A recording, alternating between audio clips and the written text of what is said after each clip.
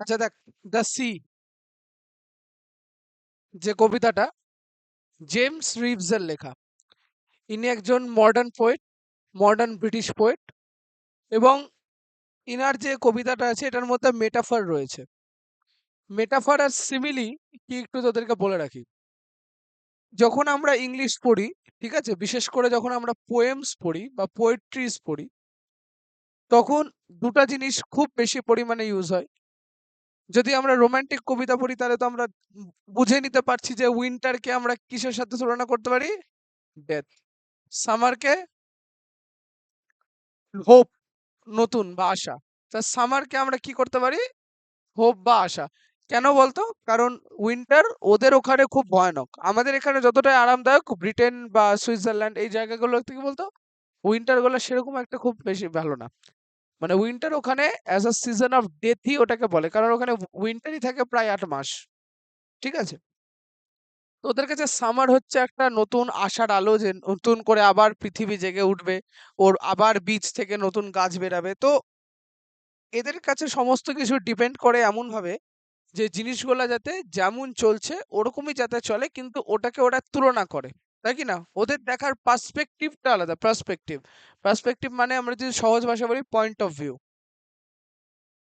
Point of view, যেটাকে আমরা শর্টে লিখি, জেনজিরা লিখি POV. POV, point of view. Point of view মানে আমি যদি আজকে বলি একটা, ধর আমি একটা গ্লাস নিলাম, ঠিক আছে, বুঝবি ভালো করে সবাই।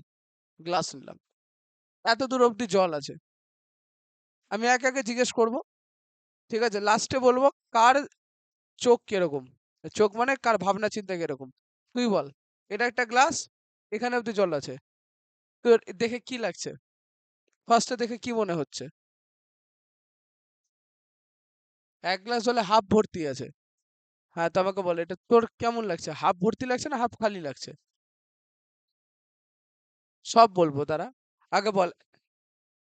হ্যাঁ, হাফ খালি লাগছে, ওকে। তুই, তোর মতে কি লাগছে? হাফ ভর্তি বলবি তুই না হাফ খালি বলবি তুই, কোনটা? অত ভাবনা চিন্তার বলেন। হাফ ভর্তি। তুই ব- না, আগে বল তুই, আগে বল না রে ভাই। হাফ ভর্তি লাগছে তোর না হাফ খালি লাগছে? এটা তো, হ্যাঁ হ্যাঁ, আর কিচ্ছু না। হাফ ভর্তি না হাফ খালি? এই আমি একটা গ্লাস নিলাম, ধর গ্লাসের মধ্যে অর্ধেক আমি জল ঢাললাম, তোর কাছে ওটা কি লাগছে, হাফ ভর্তি লাগছে না হাফ খালি লাগছে? একই তো বিষয়, তুই এত পাগলের মতো করে, তুই তোর কি লাগছে, হাফ ভর্তি না হাফ খালি? হাফ ভর্তি। তোর রে? হাফ ভর্তি আর হাফ খালি দুটো আছে, কিন্তু তোর কাছে কোনটা লাগছে? হাফ ভর্তি লাগছে তোর। ধর তুই স্প্রাইট খেতে পছন্দ করিস, ঠিক আছে, ধর কি খেতে পছন্দ তোর? তুই বেগুনের শরবত খা, ঠিক আছে। সাপোজ ধর তোকে আমি একটা ফ্রুটি দিয়েছি, ঠিক আছে, ফ্রুটি, এক গ্লাস তোকে আমি ফ্রুটি দিয়েছি, কিন্তু গ্লাসের, ধর এত বড় গ্লাস আছে, তো গ্লাসটা ধর এত বড়, ঠিক আছে, ফ্রুটি তোকে দেওয়ার কথা আমার এতটা, আমি দিয়েছি এতটুকুটা। এবার ধর তোর কাছে এটা হাফ ভর্তি না হাফ খালি? হাফ খালি। তোর কাছে হাফ ভর্তি না হাফ খালি?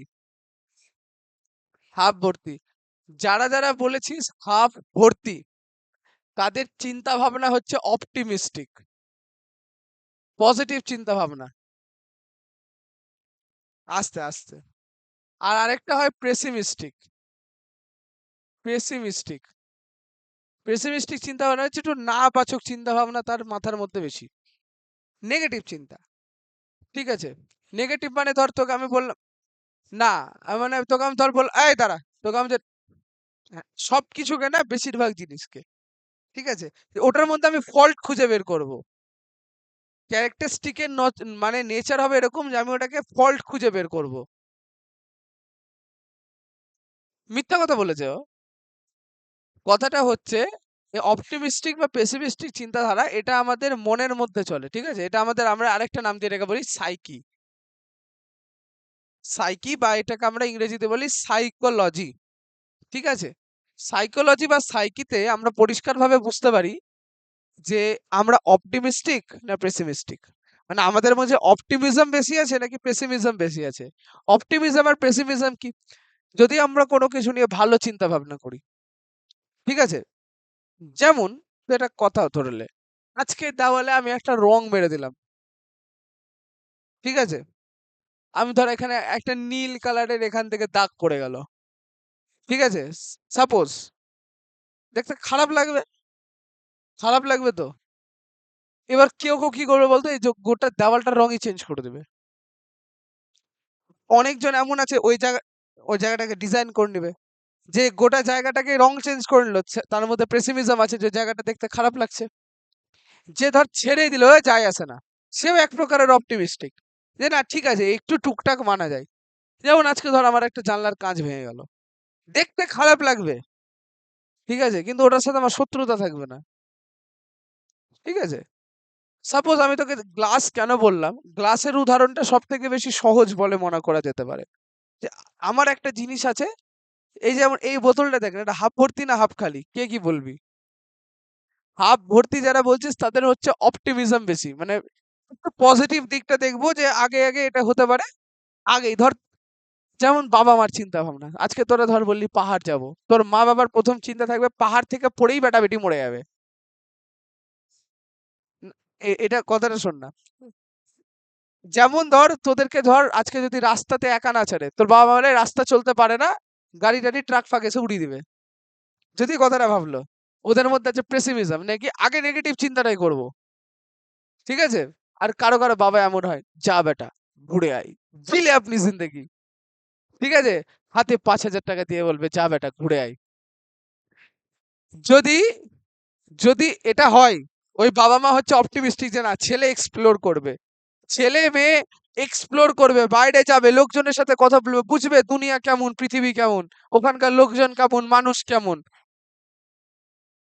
ঠিক আছে, ঠিক আছে, আস্তে আস্তে, ওকে, সবার বাবাই ভালো, আমি কারো বাবার ব্যাপারে কিছু বলছি না, but keep it in your mind, যে আমাদের মধ্যে পেসিমিজমও যেমন আছে, অপটিমিজমও তেমন আছে। আজকে যদি তোর একটা জিনিস খেতে ভাল লাগে, তোকে যদি আমি সেটা অল্প দিই, 5 জনকে বেশি দিই, তোর খারাপ লাগবেই, তোর কাছে বলবে আমাকে অর্ধেক সিঙ্গারা দিল। যাই ধর আমি বলছি, ধর আমি একটা কথার কথা বলছি, যে অর্ধেক সিঙ্গারা দিল, একটা দিল না, অর্ধেক সিঙ্গারা দিয়েছে, ওটা পেসিমিজম। আর তুই ভাবছিস আমাকে অর্ধেক সিঙ্গারা দিলেও, মা জগৎ জননী, তুমি আমাকে অর্ধেক সিঙ্গারা দিলে মা, তুই যখন এইরকম চিন্তা ভাবনা করছিস, তখন ওটা হয়ে যাচ্ছে কি বলতো, অপটিমিজম, যে না আমাকে অন্তত অর্ধেক তো দিয়েছে, মা খাইনি আমাকে তো অর্ধেক দিয়েছে। এটা যখন তোর মাথায় আসবে, ধর তোর মা খাইনি কিন্তু তোকে অর্ধেক সিঙ্গারা দিয়ে দিয়েছে, ওটা হচ্ছে তোর কাছে, তোর যখন মাথায় ওটা আসবে, যে না আমার মা খাইনি কিন্তু আমাকে অর্ধেক দিয়েছে, ওটা অপটিমিজম। আর ধর তোর সিঙ্গারা খাবার খুব ইচ্ছা 4 দিন ধরে, বাড়িতে সিঙ্গারা এসছে, অর্ধেক ভাগ্যে জুড়েছে, অর্ধেকে দিলা, দিতে পারলা না একটা গোটা, ওটা হচ্ছে পেসিমিজম। কথা বুঝে গেল? হ্যাঁ এক্স্যাক্টলি, কেউ ভাবছে অর্ধেক পেলাম ভালো পেলাম, কেউ ভাবছে অর্ধেকই কেন পেলাম, গোটা কেন পেলাম না। কারো কাছে অপটিমিজম, কারো কাছে পেসিমিজম, ঠিক আছে। এই জিনিসগুলো রয়েছে আমাদের। এর সাথে সাথে আমাদের যে লিটারারি ডিভাইস গুলা রয়েছে, লিটারারি ডিভাইস, লিটারারি ডিভাইসের মধ্যে অন্যতম হচ্ছে দুটো জিনিস, একটাকে আমরা বলি মেটাফোর, মেটা, আরেকটা হচ্ছে সিমিলি, সিমিলি, MILE, হ্যাঁ সিমিলি, স্মাইল না কিন্তু, সি মিলি, সিমিলি, আরেকটার নাম কি, মেটাফর। সিমিলি আর মেটাফোরের মাধ্যমে কোনো বস্তুর সাথে কোনো কিছু তুলনা করা হয়। হ্যাঁ আমি বুঝেছিলাম, আরেকবার বলছি, সিমিলি এবং মেটাফোরের মাধ্যমে একটা, এই কথা হয়ে গেছে, আমি কথা বলতে শুরু করবো এবার, দেখ এবার, মেটাফোর আর সিমিলির মধ্যে একটা পার্থক্য আছে, দুটার মাধ্যমে কিন্তু কোনো জিনিসের সাথে কোনো জিনিসের তুলনা করা হয়, ঠিক আছে।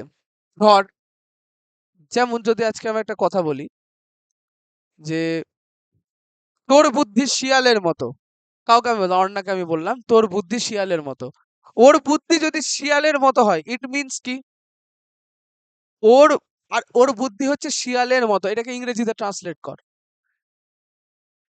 হার intelligence is just like a fox. Compare, এবার ভালো করে দেখ কি আসলো, লাইক, এটা আমি অ্যাজ ওর বলতে পারি, her intelligence is just as a fox, বা অ্যাজ আ ফক্স খুব বাজে লাগবে, জাস্ট লাইক আ ফক্স, ফক্সের মতো। আমি যদি ওকে আমি ডাইরেক্ট শিয়াল বলি, অর্ণা ইজ আ ফক্স, দেখ ইংরেজিতে দুটাই হয়। এবার ব্যাপারটা হচ্ছে, ও কিন্তু ফক্স না, ও মানুষ, ঠিক আছে? কিন্তু ওকে আমি ফক্স কেন বললাম, তাহলে there is a reason behind it. এর মাধ্যমে আমি বুঝাতে চাইছি her intelligence is just like a fox indeed. এবার মানে হচ্ছে কি, ওর ইন্টেলিজেন্স ফক্সের মতো, কিন্তু আমি ওর কি ইন্টেলিজেন্স অত বড় করে বললাম না, আমি ডাইরেক্ট বললাম তুই একটা শিয়াল। আমি যদি আমি যদি আজকে আজকে ধরে সাপোজ ধরে নে, কাউকে যদি আমি কুকুর বলি, হ্যাঁ কুকুর কোথাকার, আমি কাউকে যদি কুকুর বলি, ও কুকুর না কিন্তু ওর স্বভাবটা কুকুরের মতো, তাই কি না? ও কিন্তু কুকুর না। ধর আমি সাপোজ একটা ব্যক্তি রয়েছে এ, এ নামক একটা ব্যক্তি রয়েছে, ওই ব্যক্তির স্বভাবটা খুব বাজে না, কুকুর কোথাকার, ওকে যদি আমি কুকুর বলি, ইট মিনস কি ও কুকুর হয়ে গেল? না। কিন্তু তার যে বিহেভিয়ার সেটা কিসের মতো, can be compared, it can B compared to a dog, তাই কি না? ডাইরেক্ট কুকুর বলে, আরে তোর স্বভাবটাই কুকুরের মতো, ছেঁচড়া স্বভাব। যদি আমি ওকে বলি স্বভাবটাই কুকুরের মতো, your behaviour is just like a dog.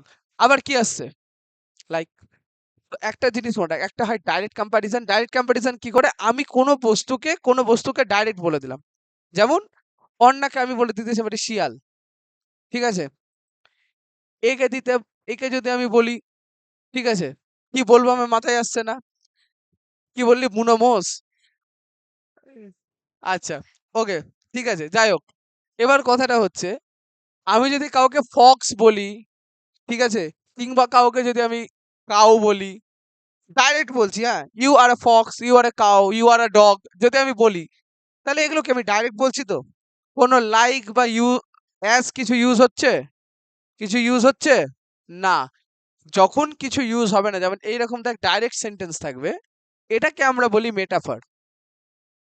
কি বলি? এখানে কারণ কি বলতো, এখানে দুটা ওয়ার্ড ইউজ হচ্ছে না, একটা হচ্ছে লাইক, আর একটা হচ্ছে কি অ্যাজ। লাইক, দুটাতেই কম্প্যারিজন হচ্ছে,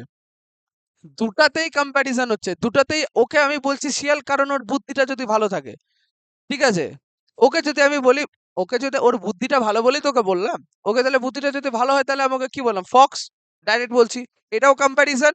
ওকে যদি বলি তোর বুদ্ধিটা জানিস শিয়ালের মতো, তাও ওটা কম্প্যারিজন, দুটাই কম্প্যারিজন। একটা ডাইরেক্ট কান ধরছি, একটা কানটাকে ঘুরিয়ে ধরছি, কিন্তু কান ধরাই তো হচ্ছে একটা জায়গাতে। ওটাই যখন আমি ঘুরিয়ে কান ধরছি, তখন আমাকে এত বড় সেন্টেন্স লিখতে হচ্ছে যে লাইক আর অ্যাজ ওখানে যদি থাকে, লাইক আর অ্যাজ যদি ওখানে থাকে, সেটাকে আমরা বলবো সিমিলি, কি বলবো?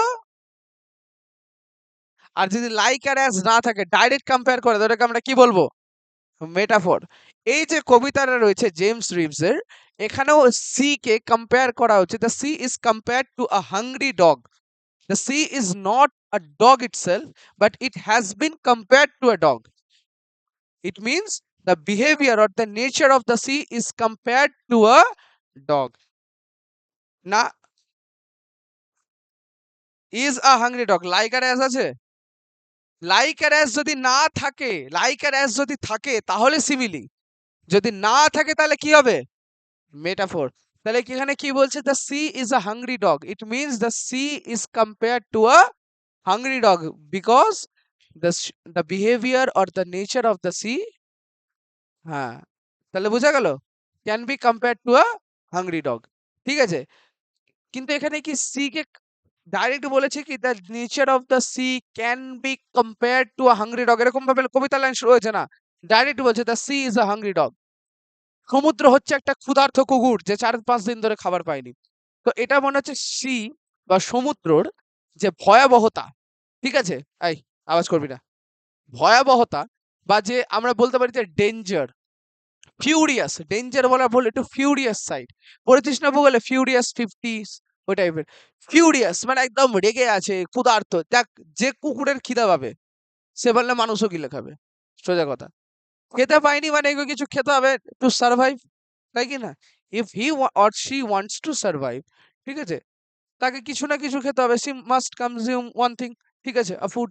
তো এবার ব্যাপারটা হচ্ছে এই জায়গাটাতে আমরা বলি এটাকে ফিউরিয়াস। এখানে the poet has implied his literary skills perfectly to portray the furious nature of the sea. That's why the sea is compared to a hungry dog, or it can also be said that the nature or the behavior of the sea can be compared to a hungry dog indeed. Okay? কথা বোঝা গেল? কারো কাছে problem এটা? না। ওকে। C এর কাজ কি জানিস তো? এটা তো ভূগোল একটু রিলেটেড। সি যখনই পায় না, এখানে হাংরি ডগ কেন? ডগ বাইট করে না? ডগ বাইট করে আর সি এর ঢেউ আসে। সি এর কি আছে? ঢেউ। যেন মনে হচ্ছে কুকুরটা মুখটা হা করে বাইট নিতে আসছে। কথা বোঝা গেল? সি আসে এবং টেনে নিয়ে চলে যায়। ভূগোলের এটাকে বলি আমরা শ্বাস যখন যাচ্ছে গিয়ে আছড়ে পড়ছে। আমি ধর গেলাম আজকে একদম ধাম করে আছড়ে পড়লাম তোদের উপর সি হয়ে। যদি আছড়ে পড়ি তাহলে ওটা হচ্ছে শ্বাস। আর যখন তোদেরকে চুলের মুঠি ধরে নিয়ে চলে আসবো ওটা হবে ব্যাকওয়াশ। কথা বোঝা গেল? হ্যাঁ, ওটাই হচ্ছে কথা। এটাকে বলে শ্বাস, একটা হয় ব্যাকওয়াশ। ওকে, চল দেখছি। The sea is a hungry dog, giant and grey. Sea এর কালারটা কি? জায়ান্ট, বিশাল, আর গ্রে কালার। গ্রে মানে সমুদ্রের জলের কালার বলা হচ্ছে এটা। সমুদ্রের জলের কালার কিন্তু নীল না। জলের রং কি বলতো? ট্রান্সপারেন্ট, কোনো রং নেই। যেমন রং, যেমন নিচের তলা সেরকমই তার রং। তো কালারটা গ্রে কেন? শ্যাওলা বলা তো তাহলে গ্রিনিশ হতো বা স্যাপি গ্রিন হতো।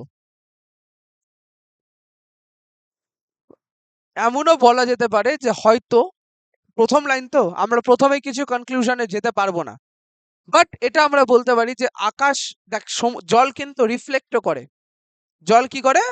রিফ্লেক্ট করে। সি, এই যে জলটা, water can also be compared two A mirror itself, তাই কি না? জলে পারফেক্টলি রিফ্লেকশন আসে না, কিছু কিছু তো আসে। এটা কি আমরা ভাবতে পারি যে সমুদ্রের উপর একটা ঝড় এসছে যেটার জন্য আকাশটা গ্রে হয়ে গেছে? আর আকাশটা যখন গ্রে হয়েছে, আকাশটার প্রতিফলনটা কিসের উপর পড়ছে? সি এর উপর। কথা বোঝা গেল? প্রথমে কনক্লুশনে যাচ্ছি না। ইট ক্যান বি হ্যাপেন, হতে পারে, there is a possibility that it can be happen, but we have not reach to the conclusion it. ঠিক আছে? Okay. The sea is a hungry dog. সমুদ্র হচ্ছে একটা ক্ষুধার্ত কুকুর, giant and grey. He rolls on the beach all day. সে সমুদ্রের সৈকতে বারবার আসে এবং ঘুরে ফিরে যায়। রোলস অল দ্য ডে মানে যায় আর আসে, যায় আর আসে। It's a repetition process. ঠিক আছে? বারবার হতে থাকে। উইথ হিজ ক্ল্যাশিং টিথ অ্যান্ড শ্যাগি জজ। ক্ল্যাশিং টিথ, যে টিথ, যে দাঁত সমস্ত কিছুকে ক্ল্যাশ করে দিতে পারে, দুমড়ে মুচড়ে দিতে পারে। শ্যাগি জজ, ভয়ানকতায় জবড়া। জজ মানে এই যে চোয়াল বা জবড়া। আর আপন আর হি গনজ, ঘন্টার পর ঘন্টা সে কেবল ডেকে যায়। আচ্ছা, সমুদ্রের দেখবি একটা আওয়াজ হয়, সমুদ্রের একটা আওয়াজ হয় না, ঢেউয়ের আওয়াজ হয় না? এটাকে ওই যে ডগের যে বার্কিং ওটার সাথে তুলনা করা যেতে পারে। ঠিক আছে? গ্নজ মানে একটু হুম হুম এইসব টাইপের আওয়াজ, মানে সমুদ্রের ধারে গেলে আমরা যেমন আওয়াজ পাই না, সমুদ্র যখন বারবার আছাড় খায় মাটির সাথে তখন একটা আওয়াজ তৈরি হয়। The rumbling tumbling Stones and bones bones bones. এই যে স্টোনস গুলো, আচ্ছা এবার ভালো করে শুন। কি বললাম? সমুদ্র গিয়ে আছাড় মারে, আবার টেনে নিয়ে চলে আসে, তাই কি না? আছাড় মারছে, টেনে নিয়ে আসছে। তো বিচে তো অনেক কিছু পাথর টাথর সবই থাকবে, ওগুলো তো বারবার আঘাত করছে। আর ভূগোলে তোরা পড়েছিস যে যতবার পাথরে জলের আঘাত লাগবে, পাথরটা ধীরে ধীরে ধীরে ধীরে কি হতে থাকবে? ছোট। ছোট হয়ে একটা টাইমের পর কি তৈরি হবে? বালি। কি তৈরি হবে? বালি। একটা এত বড় পাথর যদি 5 কোটি বছর ধরে কেবল ধাক্কা খেতে থাকে, ওটা 5 কোটি বছর পর গিয়ে কি হয়ে দাঁড়াবে? একটা বালির কণা, যেটা আমরা বালি বাড়ি বানাতে ইউজ করি, এই বালিটাই। তাহলে ভাবতে পারছিস যে কোন জায়গা কত বড় কোয়ান্টিটি? ওই সমুদ্রের ওখানে ধারে বালি থাকে, কারণ হচ্ছে কারণ সমুদ্রের যখন শেষ পর্যায়ে চলে যায়, যখন সমুদ্রের ও সরি নদীর ওল্ড এজ চলে আসে। দেখ, এটা মূলত নদীর দ্বারা বয়ে আসে, তো নদী বয়ে এনে সমস্ত জিনিস কোথায় ফেলে? সমুদ্রে। যখন সমুদ্রে ফেলছে, সমুদ্রের সাথে কি গিয়ে ফেলছে? মাটি ফেলছে, নুড়ি ফেলছে, পেবেলস ফেলছে, বালি কণা পাথর, যা যা সমুদ্র এতদিন ধরে চা সরি নদী এতদিন ধরে চা বয়ে নিয়ে এসছে, সেটা কোথায় গিয়ে ফেলছে? সমুদ্রে। আর সমুদ্র বারবার এইভাবে করে ঢেউ মারছে, ওর মধ্যে যা যাচ্ছে আবার গিয়ে ফেলছে, আবার নিয়ে আসছে, আবার ফেলছে, আবার নিয়ে আসছে। দীর্ঘদিন করে যদি যখন এরা হতে থাকবে, তো সমুদ্রের মধ্যে বালি টালির তো অভাব নাই। বালি যাচ্ছে, এ যাচ্ছে, ও যাচ্ছে, হ্যান যাচ্ছে, ত্যান যাচ্ছে, সবাই গিয়ে কোথায় গিয়ে পড়ছে? ধারে। আবার ওটাকে কিছুটা টেনে নিয়ে আসছে, পরের ক্ষণে আবার ফেলে দিয়ে যাচ্ছে। তো এটা কন্টিনিউয়েশন একটা হতে থাকছে। আর যেগুলো বড় বড় পাথর, যেগুলো ছোট ছোট পাথর, ওগুলো তো বিচে তৈরি হয়েছে। বিচে, তুই আমাকে একটা কথা ভাব, সমুদ্রের ধারেই কেন আমরা বালি এত দেখতে পাই? কেউ কি রাতারাতি গিয়ে বালি ফেলেছে? না, দীর্ঘদিন ধরে হয়েছে বলে সেটা না, এটা ইটস আ ন্যাচারাল প্রসেস। ওখানে যখন বড় বড় পাথরগুলো থাকে, যখন যাই আবার নিয়ে যায় ওটাকে, আবার 5 কোটি বছর পর, 2 লাখ 3 লাখ বছর পর। তাহলে ভাব, কত বছর ধরে কত বড় বড় পাথর ছিল যেগুলো চূর্ণ বিচূর্ণ হয়ে বালিতে পরিণত হয়েছে। হ্যাঁ, বালু ব্ল্যাক মার্কেটিং ও হয়, অনেক কিছুই হয়, ওগুলো এখন এখানে বলা যাবে না। অনেক কিছু হয়। ওকে, সো যে মেন কথাটা আমি তোকে বলছি, যে এই কথাটা হচ্ছে যে এখানে বলছে না, the rumbling tumbling Stones. Rumbling tumbling Stones মানে ছোট ছোট মানে এই ধর এত বড় বড় সাইজের পাথর, মিডিয়াম সাইজের পাথর, যেটা ওর কাছে বোনস এর মতো। আচ্ছা, একটা ডগ কি করে? বোনটাকে চাবাই। আর ভাব, একটা যদি কন্টিনিউয়াস কোনো জিনিসকে তুই চাবাতে থাকিস, ওই জিনিসটা ক্ষয় হবে না? তো যদি সি কে ডগের সাথে কম্পেয়ার করা যেতে পারে, সি কে যদি আমরা ডগের সাথে কম্পেয়ার করতে পারি, সি কে যদি আমরা বলতে পারি sea is a hungry dog, ঠিক আছে, তাহলে ওই পেবেলটাও তো ওর কাছে একটা হাড়ের মতো, যে প্রত্যেকদিন সে চাবাতে থাকে। আর কোনো জিনিস আমরা যত চাবাবো সেটা কি হবে? হয়ে যাবে বা ছোট হতে থাকবে। এক্স্যাক্টলি, ওটাই বলছি যে এখানে কি হয়েছে দেখ, আবার পড়ছি লাইনটা, the rumbling tumbling Stones and bones bones bones. যেখানে কি চলছে? রাম্বলিং টাম্বলিং চলছে শুধু। মানে কি, এই যে ছোট ছোট বালি পাথরগুলো রয়েছে, ছোট ছোট পাথরগুলো রয়েছে, এগুলো বারবার যাচ্ছে, বারবার আঘাত খাচ্ছে, বারবার ক্ষয়প্রাপ্ত হচ্ছে। এবং ওটা কি, এটা এর কাছে হাড়ের মতো। কুকুর যেমন হাড় চেবাতে পারে, এও শুধু হাড় চেবাচ্ছে। বসে থাকিস না, তাড়াতাড়ি কর। হাড় চেবাতে থাকছে। ওকে, the giant sea dog moans, licking his greasy paws. এরপর এই জায়ান্ট যে ডগটা রয়েছে, ঠিক আছে, সে ডাকছে, লিকিং হিজ গ্রিজি পজ। তার যে থাবাগুলো রয়েছে, প প গুলো রয়েছে তার, ওগুলোকে এবার সে লিক করছে। মানে একটু তার চাটছে, মানে চাটা, তারপরে এই যে বোনস গুলাকে কামড়ানো, এই সমস্ত জিনিস কেন দিয়েছে বলতো? কারণ যাতে সি কে আমরা একটা ডগ হিসাবে তুলনা করতে পারি, যে সি এক প্রকারের ডগ। ডগ যেমন সারাদিন ধরে বোন চিবায় বা হাড় চিবাতে থাকে, এই সিও প্রত্যেকদিন ধরে কি ছিল? শুধু নুড়ি বালি পলি পাথর এসব। কোনটাকে বাবু? লিকিং হিজ গ্রিজি পজ, তাই না? তুই একটা ভাব, পজ কে তুই লিক করছিস মানে কি? লালা লাগছে, লাগছে তো? সোজা কথা, এখানে এরকম মুখ করলে হবে না, তুই পড়তে এসছিস এখানে। এখানে এমন অনেক ওয়ার্ড আসবে যেটা তোর ভাল লাগবে না, কিন্তু পড়তে হবে। এবার কথাটা হচ্ছে, পজকে তুই যখন লিক করছিস তখন তো সেখানে সালাইভা লাগছে বা লালা লাগছে। ধরে নে ওটা সমুদ্রের ঢেউ, কন্টিনিউয়াস। সে কি করছে? আসছে, যেমন কুকুর তার পা চাটে, ও বারবার এসে সেই বীজটাকে মনে হচ্ছে ভিজিয়ে দিয়ে চলে যাচ্ছে। কথা বোঝা গেল? হুম, হ্যাঁ, সমুদ্রের কাজ একটাই। তারপর, and when the night wind roars, and when the night wind roars, যখন রাত্রিবেলা হয়, এ হাওয়াটা আরো বেশি পরিমাণে গর্জে ওঠে। উইন্ড রোডস, হাওয়াটা বিরাট পরিমাণে জোরে চলতে শুরু করে। আচ্ছা, তোরা জানিস তো যে রাত্রেবেলা, তোদেরকে পড়িয়েছিলাম ভূগোলে, যে ওয়াটারের তুলনায় ল্যান্ডটা তাড়াতাড়ি কি হয়? গরম হয়। যে জিনিসটা যত তাড়াতাড়ি বেশি গরম হবে, সেই জিনিসটা তত তাড়াতাড়ি কি হবে? ঠান্ডা হবে। আগে ল্যান্ড হয়, পরে কি হয়? সমুদ্র বা সি, জলভাগটা। তো দিনের বেলা যদি আমরা দাঁড়াই, তাহলে আমরা দেখবো যে সমুদ্রের দিক থেকে বা নদীর দিক থেকে হাওয়াটা আমাদের মুখের দিকে লাগছে, তাই কি না? ওকে আমরা কি বলছি? সি ব্রিজ, উষ্ণ হাওয়া লাগে। কিন্তু আবার রাতের বেলাতে সিনটা উল্টা, রাতের বেলাতে কে গরম থাকে? সি গরম থাকে। সি থেকে যখন ভেপার উপরে উঠে, এখান থেকে হাওয়া মারে, তাই না? ল্যান্ড থেকে হাওয়া মারে, এটাকে আমরা কি বলি? Land bridge. তো এটা কি বলছে? রাত্রেবেলা যেন মনে হচ্ছে একদম বিরাট পরিমাণে ঢেউ, পুরো উইন্ড রোর করছে, গর্জন করছে সিংহের মতো, সিংহের মতো গর্জন করে চলেছে। Wind roars, and the moon rocks in the stormy cloud, ঠিক আছে, and the moon rocks in the stormy cloud। এর মানে হচ্ছে যে আকাশে এই যে জোরে জোরে হাওয়া চলছে, এটা একটা ঝড়ের সংকেত, ঠিক আছে। এবং যেন মনে হচ্ছে এই চাঁদটা যেটা আছে এটা একটা ওই স্টর্মি ক্লাউডের পিছনে লুকিয়ে গেছে, ঠিক আছে? He bounds to his feet and snuffs and sniffs. সে এবার এই যে কি রয়েছে এটা কে বল, সমুদ্র। যেমন কুকুর সবকিছু শুকে শুকে বের করে না, দেখবি পুলিশের কাছে ডগ স্কোয়াড থাকে।